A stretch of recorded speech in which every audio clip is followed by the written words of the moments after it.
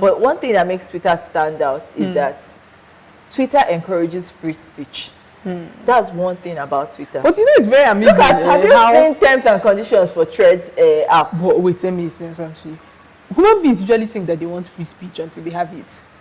Then they will not start complaining. Hello everyone, you're now listening to After Scrum with Ada And Ami. Here we talk about what is new, what's interesting, and what you would have considered difficult to tech. Lego.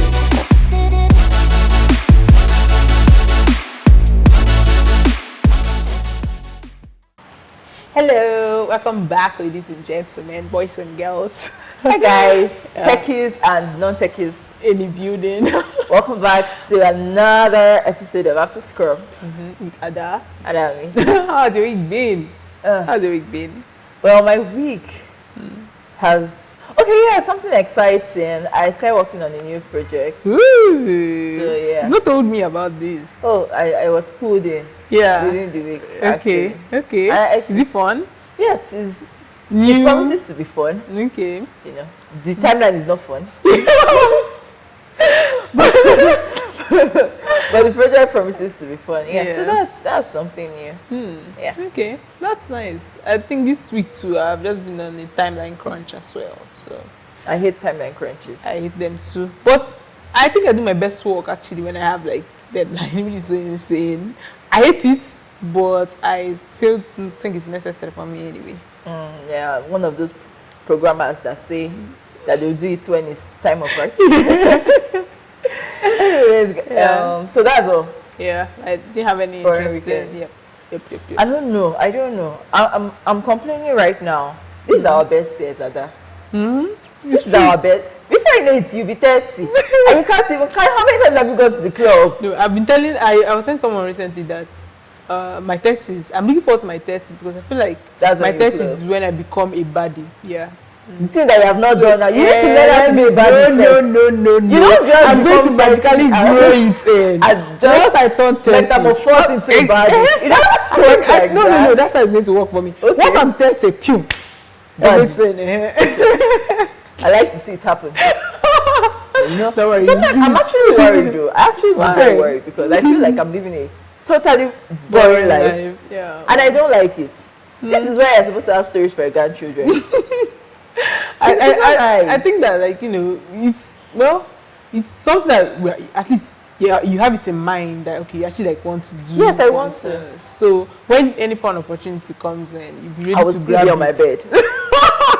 I think that's even the problem. Yes, because it's a personal problem now. You see, I don't want to get used to this lifestyle. I don't like it.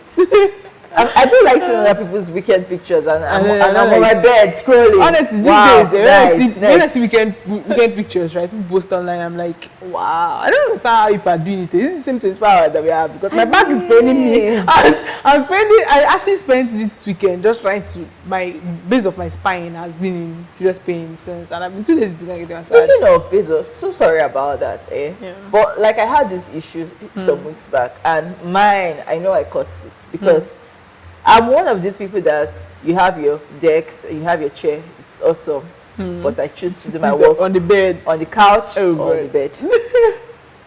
Why? So it was really, really bad. You see, I wish I used to actually sit down on the bed. I purposely don't because I know if I'm sitting upright, that's when you see I'm walking, right? Yeah. If I'm on the bed, it's actually because my back is hurting, and so I still down, your back still hurts. Yeah, exactly. I'm sorry. I think it's just because I think my own started correcting. I forced myself to sit down, then started to correct. So and that's I think it's also exactly. I was about to say that the posture is actually part of it, right? I feel like the way I used to sit, right, when I'm sitting down and like maybe I'm thinking about like what's the solution to this, and now I'll just sit down and you be slouching. Like exactly, something like that. And then I think that's what causing it, right? So we need to have like better postures and stuff. I think it's very important for this kind of work that you sit down for hours. Honestly. Yeah, by the time you know what's happening. You have a boring life. By the time you know it, you're 30, you're 35, you have back pain, and you did not live out your 20s. I don't like this story. I don't like this story at all. Don't worry, I'm going to do something about it eventually. Yeah. Speaking about like, you know, our lives in tech, what's interesting things have been happening in tech this week? Okay, so within the week, a little bird told me that Mark Zuckerberg actually found our video where we're talking about what Elon Musk is doing and decided that it's right time to put out the Thread app. And he did. Yeah. So you're welcome, Mark. I know you got the idea from us. Influencers. Yeah. And then, guess what? This Thread app has been getting so much buzz, but I think the buzz is beginning to die down. I don't think so, actually, because as of today, they said they have 96 million followers. Wow. As against, and this app just came out like 3 days ago. But then you now check it. Yeah. The owner of this app has an app where you have 500 million daily users.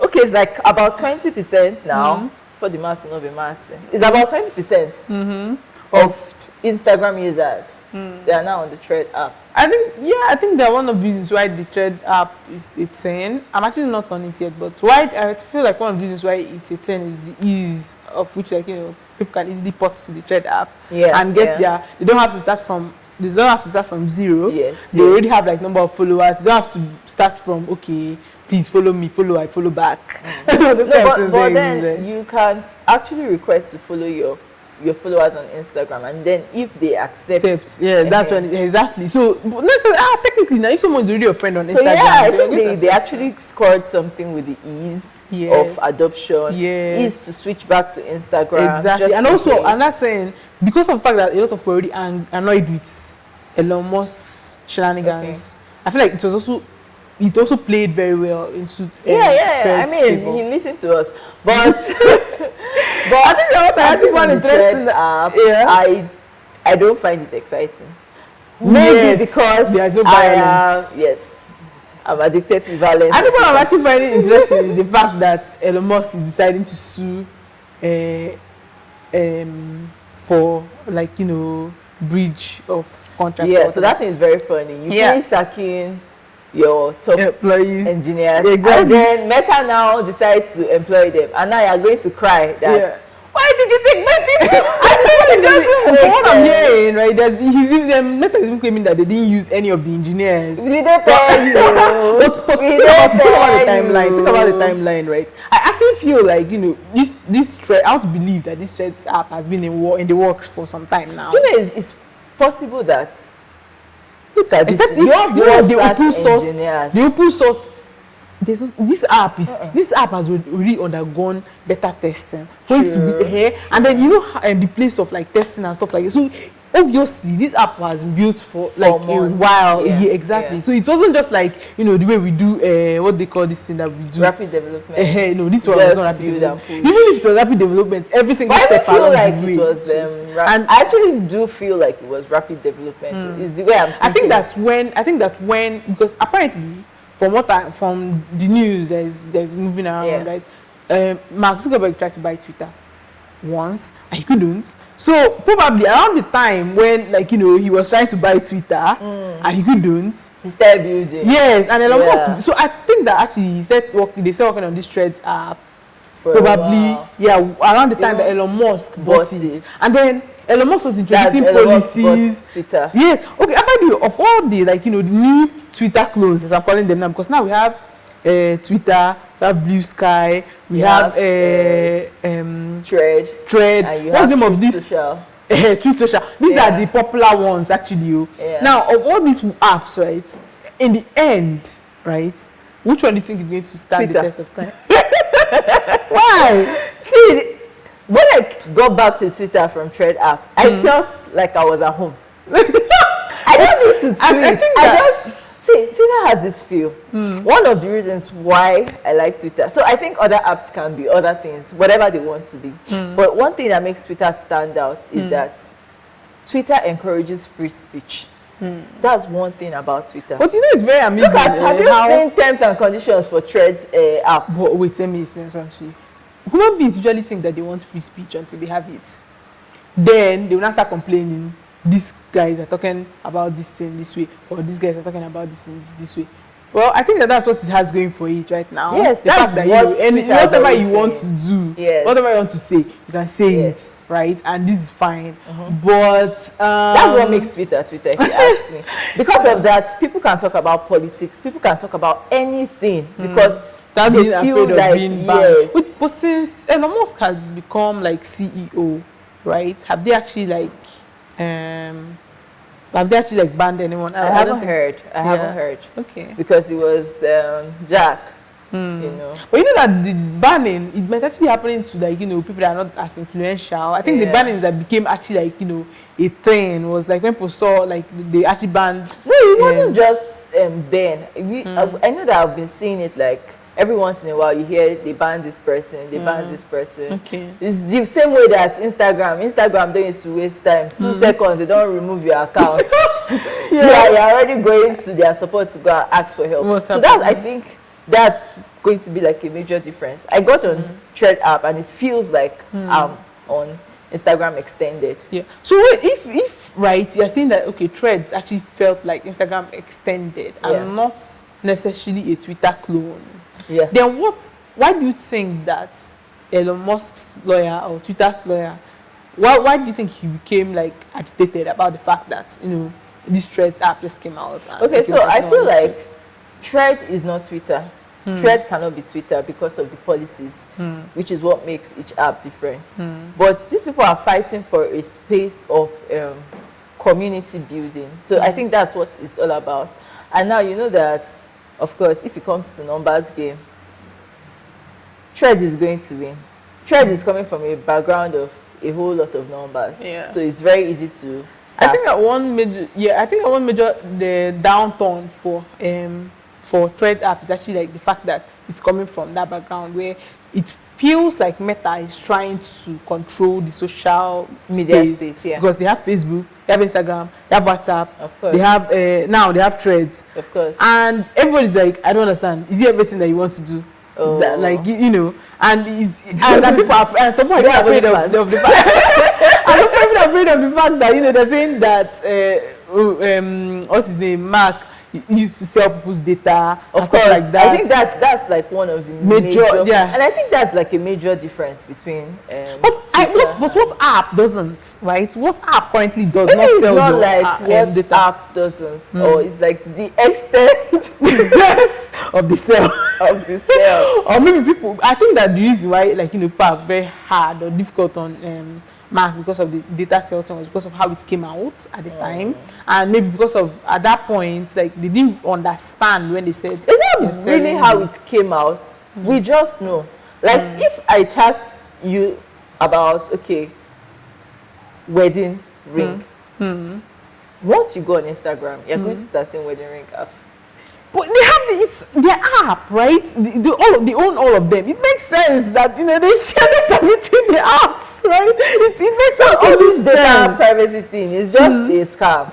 And they're selling your data because it's your data from somewhere else that they got, and they said, okay, this is what, and that is what advertisers are paying for. Exactly. That's what I'm saying. For your data. That's actually how they're making their money. That's actually how they're making their money. They're selling your data. Exactly. And I think it's really, really obvious with Meta apps. Meta community of apps. Yeah. And I don't know why. I still don't see the major difference between Instagram and Thread. Like, I don't see the extra value proposition of Thread. But they say they want to make it more text-based. That's where people will still post, because people are coming from an Instagram background. People are still going to post pictures. Everywhere I enter Thread, everybody's posting pictures. Everybody's posting pictures. People are even posting videos. So that's the background that people are coming from. Yeah. Right. So you don't expect them to. The only way, like what I felt like Elon Musk should have done when he was trying to implement all these policies is via social engineering. Now, social engineering is a way you start to condition people's minds to do something, not force them to do it immediately. Right? And I feel like how Instagram grew is also through a little bit of social engineering. I felt like because some of these influencers, they start paying them so that people will start feeling like, oh wow, I want to be like this person. Before then, nobody really cared about it. Wasn't a competition. It was just an app where you post your pictures. Do you get? And at some point, it started looking like a competition. I think it's a social engineering thing, and I felt like it was deliberate. To get people to where they want them to be, so that they can start running ads on it. So I think if they are going to make it text-based, it's going to take a while, but they are going to like kind of engineer it and get people to that actually like to that space where they start thinking about texting more than pictures. So that's what I think one of the reasons why, like, another part of the app that maybe can be seen as a drawback is the fact that, people start getting scared kind of when they said, okay, if once you have the Thread app and you delete the Thread app, deleting your IG, deleting your IG account. That's the thing. Anything with Mark Zuckerberg.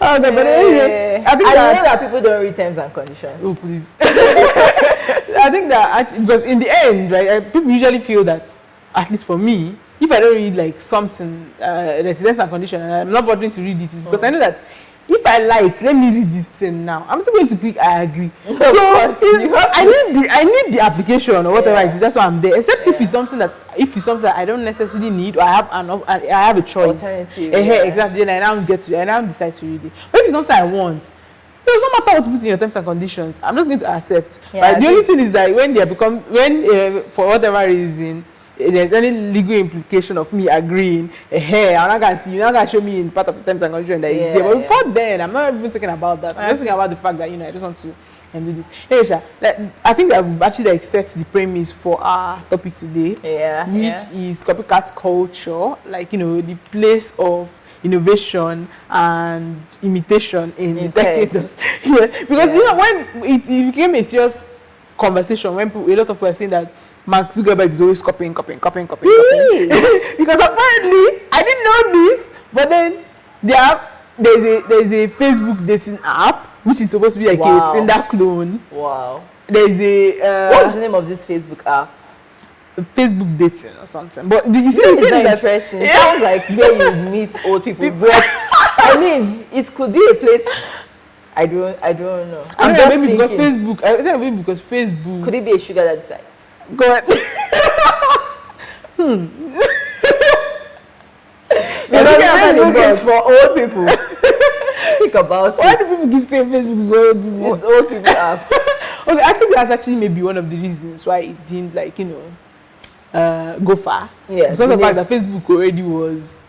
If you think about it, the meta applications that seem to be doing very well are the applications that they actually acquired. Instagram, they acquired it from those two guys, right? And then WhatsApp, they bought it from this other guy. And then, Facebook is no more as popular. And then, which other one now? Okay, these Threads now. Well, Threads, they didn't acquire it. So let's see how it goes. Because I feel like usually when they bring out the new app, there's a buzz around it. Of course. And then, after a while, so you might actually be onto something when you said that you feel like the buzz is actually dying down with time. I actually do feel like, or maybe it's just because I'm in the Nigerian space because you know that Thread app is not available in some countries yet. Because my friend, she stays in Sweden, and she said, can you imagine, Thread app is not already here. I think that a lot of them actually have like issues with the whole data privacy. Maybe it has to do with like the country's restriction. Exactly. I think that's for data stuff. So when I found out that they have a clone for even Snapchat, they have a Snapchat clone. Facebook has Snapchat stories. No, they have a Snap. Wait, is that what it is? Yes. Because they stole stories from Snapchat. Yes. And then Twitter now adopted it as well. Yes, exactly. But I don't know. I think Twitter eventually had to kill it because it doesn't really add to what Twitter is. It does, yeah. I think that they actually took it off probably when Elon came. No, I think it's before. Yeah, because it was like it was taken away from the essence of what Twitter is. Yeah. So they just killed it. I think they just test run it for a bit. Yeah. But Facebook plus Snapchat equals to stories. Yes. Facebook plus TikTok equals to Reels. Yes, actually, I also found out that Facebook also has like a TikTok app. Apparently, like they have like an application that's supposed own to be like TikTok app. clone. Yeah, exactly. But it just didn't go as far as So the they other. now So that's why decided to people just that's why take people are saying that and put it. there, exactly. But they also have like, so when people are saying okay, that it seems as if Facebook is always copying. I'm usually like when I heard that line of conversation, I was wondering to myself like, what big tech company doesn't? Yeah, Like, but I think it. Facebook's own is very, very glaring, because most times they don't even waste time. Give these apps like a year of existence, they have already copied you. So I think it's this thing where they'll first look at, okay, who are the founders of this thing? Do you think we should buy it? Abi, can we build it now? We can build it. What will it cost us to build it? What will it cost us to buy it? Yeah. Their followers and all that. What do we really need from these people? When they now look at it, they'll now choose, okay, are we buying or are we stealing? Or are we cloning? And then they now choose the way one that is like, cost the one that is effective. cheaper for them now, of course. Yeah. Well, technically, I think that it's not even just about like, if they get to like either take. I feel like most companies, especially big tech companies, right? Yeah. They feel that if they don't, they need to stay on top all the time. Yeah. And if they see that something is working out for this Somebody else. it makes sense that they either like, just like you said, buy it or clone it. Or they clone it. Right? It's very so the other time last year we talked about Adobe, which is a giant, buying Figma, and I said that till tomorrow Adobe cannot build Figma because they don't know what Figma will be. And I felt like Figma as in for what it is right now is because of the community surrounding it and the founders. Adobe doesn't have those people. And Figma is not an app that is like stagnant. There are some apps that they are just like the way it is. Like Snapchat now. I don't think since they built Snapchat. No, they've been evolving. It's just that the only thing I think evolves in Snapchat is their stickers. Yeah. And filters. Correct me if I'm wrong. No, I know that recently I'm not really on Snapchat, except like I use the filters and then I take pictures and then that's it. So I'm not really like chatting on the. But I know that there are people that actually like love Snapchat and they use it to send. There's this stuff they do where like if they don't send streaks or something like that's what they call it. So if they don't send someone a streak, I'm not sure I understand what that means exactly, but I hear like some of my friends they're like, oh no, I've not sent a streak today, and I'm like, okay. So if they don't send the streak up, they lose their streak. It's just like Duolingo streaks. I'm using my Duolingo sense to think that it's like if you don't do your Duolingo in a day, you lose your streaks. So I'm guessing that maybe the streak is if they don't send a picture or post a picture somewhere. I don't know where they need to post it. But then it's a thing actually, right? Okay, so they've defined it. It's a thing for them. But besides the streaks, the chatting, and what else? So I don't think there's any new thing that they have been able to add to their apps besides the filters. But there are some apps where they continuously evolve. Do you think that like that's Figma. actually like Figma has always been evolving right from the beginning. Do you think that that's a product of the people that own it, or is it that at this point there's something else to add to this app? No, just leave it and be something else. So it just depends on the people that own it and the direction they have for the app. You get, but you see something like Figma. Figma is like something that is strongly community based, right? And you need to keep evolving to get user feedback, work on it. Yeah. And because it's about the people that use it, that's how they made like their branding to be like, right? It's not something you can just easily have. You can't make up something like that. It's not like Adobe doesn't have their own community, but Adobe has like so many products, and for them to have a community, you now be looking at a Facebook, a Photoshop community, Illustrator community, this one community, and really, since when I was doing my graphic design stuff, maybe because they didn't try to push the community towards us, but I didn't get much about it. But Figma communities are everywhere. They have community representatives and advocates in so many countries. Do you see? Do you understand? Yeah. So I feel like for an app like that, it's always going to keep evolving. And if Adobe wanted to build it, they are going to play catch up because they don't know what these guys are going to build. They just build. I don't necessarily think that they're supposed to build another Figma, right? Build something that looks like Figma, that has the core features of Figma, which is you want to be able to collaborate with the So designers why and would developers. people want And to then now Figma? it's just like stuff. asking, right? Well, do you remember during the COVID period, right? When COVID just started, everybody was on Zoom, everybody was using Zoom to make their video conferencing calls. Then within a few months, Google Meet, Microsoft Teams, like literally right now, all of them have always existed though. Did they exist before Zoom? Yes. So why did Zoom take the lead?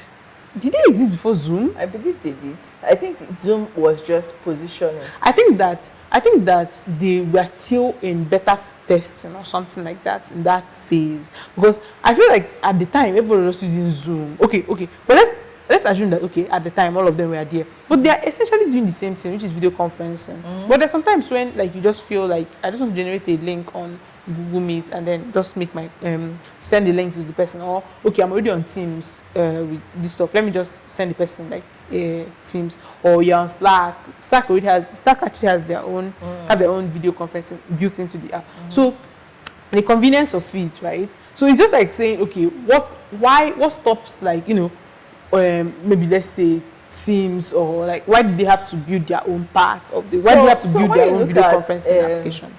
So I think that's one of the reasons why Zoom's market share has really drastically gone down since the COVID pandemic has left us. When you look at apps like this, you see that Google Meet has a lot to offer. Google as a product company, they have a lot to offer. It's not just Meet. Meet is just their video conferencing stuff. So you could be doing something, maybe you could be working on a calendar or a document with somebody, and you guys are like, let us see each other physically. You now move to Meet. You get? Yeah. Then you have Teams, right? By the way, I think that Microsoft Microsoft tried to company. buy Zoom at one point, and the guy refused to sell. Okay. So Teams now, they have like things that they are doing already. They have it's a collaborative platform, and they're like, why don't we have our own? Like, it's going to cost us more to be paying someone else to use their service. So they build it. So like all those ones, I feel like they were built for their specific platforms. So if you want to use their platform, you get to use their video conference. But they essentially still at the very core. Yes, so they are adding value to an existing product. Okay. So you not like so what you're saying is standalone product. So what your argument is that like when it's that you are trying to add value to a specific niche or a specific product, then copying in that sense is not really copying. I'm not saying it's not copying, it's still copying. Everybody copies, down to graphic designers, down to UI UX designers, down to programmers. We all copy. Do you get? But I'm saying that it's different when you're building a copycat product and when you're building something as a feature to add to a product. Okay. Because if we actually go by that argument, because Thread is a copycat product. Why? Because you don't think I that don't it's adding so, to yes, it's adding to they have I don't like see if you the want value it adds to Instagram. You know when not Instagram this thing came to out, Meta. when this thing came out, I told you that was it you? I don't know if it was you or no, but I told that. Well, I just know I told somebody that I feel like in a couple of years this Thread is going to die because I can't see the value that it's adding to other apps. That are already existing in the meta space. Yes, I didn't see the value that it's adding to it. I think that probably this part of Threads is like test run. Let's test the waters, and then from there it cannot evolve into whatever it is that they want it to be today. Yeah. But even when it comes to copying, everybody copies. Yeah, it's either you're copied or you're buying. and when it comes to buying, it's about who has the bigger bag. Who has more money? Do you think that do you think that maybe the fact that tech companies can afford to just buy out or build any application that they choose, do you think it's detrimental to like people that are not, like, maybe let's say someone that's independently building something, right? And you know that, okay, if for instance Microsoft or Meta sees this thing now, they can ask their team of engineers, take your specs and ask your team of engineers to build this thing instead of buying it from you. And they have more money, so they are better positioned to have more people on the exactly. So do you think it's, at what point does copying become a problem? Okay, so what I feel for people who are building products now, I feel like you need to build niche products. Products is all about, it's not just by building it, you need to have people that can use it. Look at fintech apps. All the fintech apps are the same. All the banking softwares are the same. Everybody is copying everybody. But now they have their own specific community. If you look at Discord and you look at Slack, they're not so different. Just that one is targeted to gamers and now to crypto communities. And the other one is targeted to work and office people. So the difference is not much. So when you there are so many people that build like their own software as a service companies, right? Some of them, they may not be as big. Some of them may just be like earning 10,000, 2,000, 20,000 a month, but they have their communities that they are serving. So I think it's all about finding your community, finding something special that can make them relate to you, and then serving that community. You can't serve everybody. It's just like in music, you have Afrobeats, you have Ote, you have R&B. You get, so there are people that serve different communities. So I just feel like focus on the community you want to serve, and if your community grows, awesome stuff. But just focus on who you are trying to serve and market to them. Okay, I think that's sound. I'm actually like worried about, like, you know, just like you said now, you know, focus on your niche, but I'm still worried about like the fact that it's still very easy for, like, you know, the people that have more money than you to decide to, like, you know, but I don't think that should actually like stop anybody from building whatever it is they want to build. And if we say that everybody copies, right, I'm actually still thinking about, like, okay, what's now the place of, you know, because if all the apps are the same or doing the same thing, right, then what you are, so that makes this part to be dancing around, or this part to be, but if all the apps are, then where is the place of, like, you know, innovation and, like, you know, where does it come in? And should we actually just accept that, you know, at this point, sometimes I feel like there's nothing else to innovate, right? No, because technically, in terms of like software applications, right, I feel like at this point there's no single thing that you think about, okay, I want to find an app that does this thing. That you probably find something like that. But maybe it does have something specific that you're looking for. And then you now decide, okay, maybe I want to add this part. So how do you decide that you want to add it? Do you decide, okay, you know what, I'm going to join this team and work with this team and just so that I can be able to, you know, add this feature to it? Or do you decide to build a completely new application with your new feature added to it? You get? And even if I think that's the like decision that people now need to make, like before they start building applications, right? Because even if you have, like, okay, even if you decide to build this application and now add this extra feature, do you actually have, because when you finish building the app, that's not where building the app is like the easiest part, right? When you're building the app, how do you actually like make sure that like it hits like the people that are actually like the target market? How do you actually get it out there? So, because otherwise like, it just feel very woefully. In the beginning of the process of building an app, there's something that's called UX research. So that's like the beginning. To before you even start building anything, before you start designing anything, you want to know, okay, these are the people I'm building for. That's why they used to do persona. This is the person I'm building for. These are their pain points that they've not been able to solve, despite the fact that these products are already available. Now, when you know it, you're building products for somebody to use. Because I think most of the time, some of us developers, we're always in our bubble that or more technology, this technology, badass technology. But you're not building things that people want and people need and people will use. You're not giving them the exact solution that they want. So no matter how badass your technology is, you're not giving them what they want. It's not what they want. So I think it's all about knowing what the people want.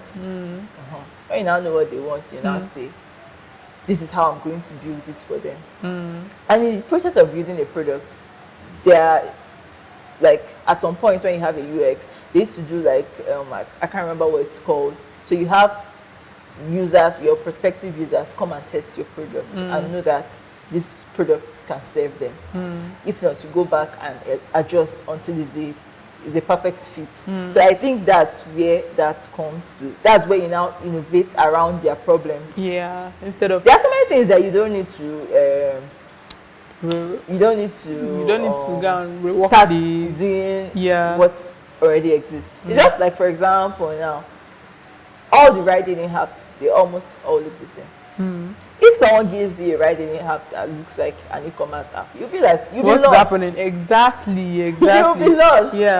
So no matter, like, there are little differences here and there, but the core functionalities are always going to be the same.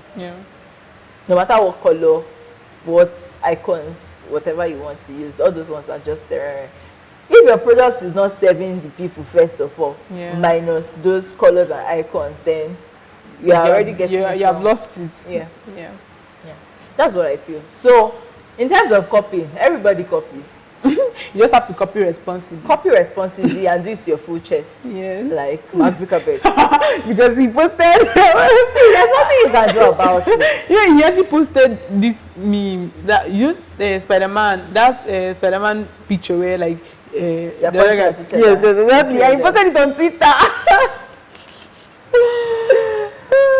There's nothing you can do about it too. I think we're actually, like, in interesting times. I want to see eventually. I think that actually the biggest losers in this whole Threads versus Twitter thing is actually going to be since Blue Sky.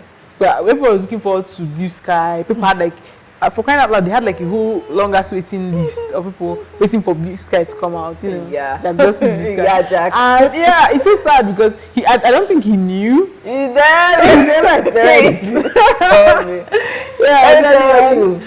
it was like, but when opportunity meets someone that preparation, is prepared, oh no, that's it. It's insane. Unfortunately, he wasn't prepared. Oh well. Thank you guys so much for listening to us today. So what do you guys think? Are you on Thread? As in, After Scrum is on Thread now, it's true. We are threading. Do you know, like, we already have over 100 followers on Thread? I see it. Wow. We are fans. We are fans. Oh, wow. Okay. Thank you guys for following us on Thread. And let me know what you think about this Thread app. I still feel his initial growl. See, like, that's how I feel about it. I feel it's initial growl. I'm on the let's wait and see. Yeah, but I think it's an exciting watch. You know, like, we're talking about this in the last episode, that when you give someone an alternative to something they are used to and it's more convenient for them, they will jump on it. And these guys actually built what I would call a perfect MVP. It's convenient and it's easy to jump in. Yes, exactly. And they built it at the perfect time, because that was exactly the point where everybody was like, what the bloody hell is wrong with Elon Musk? And then he released the app, because you know the funny thing, they said they were supposed to release the app a day after, and he said they released it a day before. And it was like, you know how him and Elon Musk already had like a fight planned. Man, I'm still looking forward to that fight. And then it's also amusing to me that, like, you know, while Elon Musk was busy preparing for the physical fight, Mark was like, you know what, we'll do this, then I'll beat you in the ring. By the way, who are you supporting? I think Mark is going to beat Elon Musk. I don't know. I never choose look fit to me. It's not about being fit, Jao. In the weight category, he's stronger. And but it's not by weight, though. Do you know this guy? There's this guy. God, what's this guy? And he's also this guy that is a weightlifter. Who is that? That looks very skinny, and he always does skits, and he'll go and meet people. Okay. Atanoli of I don't know his name, but he's just like a janitor. Cleaner, and then you now lift it up, and you're like, wow. It's okay. That guy has cause trends for days. Yeah, it's about weight, right? But then I'm not saying is that, like, you have to remember that one thing with Elon Musk that I've been saying since this whole fighting started is that Elon Musk is giving me vibe of someone that is going to win by all means. He does not care what it takes. It doesn't look like someone that takes losses well. Exactly. But Mark looks like someone that's going to want to play by the books. He's going to, so he knows. I think Mark is full of surprises. See, actually, that's another reason why I'm like, okay, you know what? Let's keep our fingers crossed for Mark. I want Mark to win. But then, I only want Mark to win because I just want to see the kind of tweets that Elon Musk is going to put out in the next few days after his loss. I want Elon to win. Why? Since he bought Twitter, I've been pitying him. Why? I feel like it's the worst decision of his life. I don't think that. I actually don't think that buying Twitter has affected Elon Musk as adversely as people used to put it out, honestly speaking. I think that Elon Musk is just having fun with this whole Twitter thing. They're billionaires. What do I know? I think he's just having fun with what's going on and then catching cruise. And everybody's like, he lost 44 billion. Of course, he's a businessman, and even if, no matter how much he loses, even if it's small, he's of course going to feel bad. But did you say small? You said 44 billion and small in the same sentence. Yes, guys, let's know what you think about it. And if you are looking forward to the fight, like I am looking forward to it. I'm going to watch it, God knows. If you live stream it, oh my God. That's going to be like you should have stream it on. Hey, which of them have, like, if they have like a live, do you know what trends could do that could blow? If they can put like a live stream feature. like Instagram live. Instagram. They'll just duplicate it and come exactly, put on threads. And then that's when they will now live stream the fight. Oh my God. Now everybody have to join threads, but then, and if Elon Musk is not fast enough to build it into Twitter, ask them to build it into Twitter. Well, they're the commentator, right? Commentator. Twitter Spaces now. But they don't have, it's not the same thing as watching it. Okay, but then the commentator thing is actually a good idea. What he can do now, actually, since we advised Elon Musk, Mark, and he released, let's advise Elon Musk to start like let's try to kind of like social engineer the commentating thing, to evolve the whole idea of Twitter Spaces so that people can actually talk about live events with their, just like describe life events. Trust me, if the event is happening, it's going to happen on all the platforms. Like, I know. It will be so interesting and so nice. So anyway, don't forget to like, subscribe, follow us if you have not followed us, and peace out. Bye.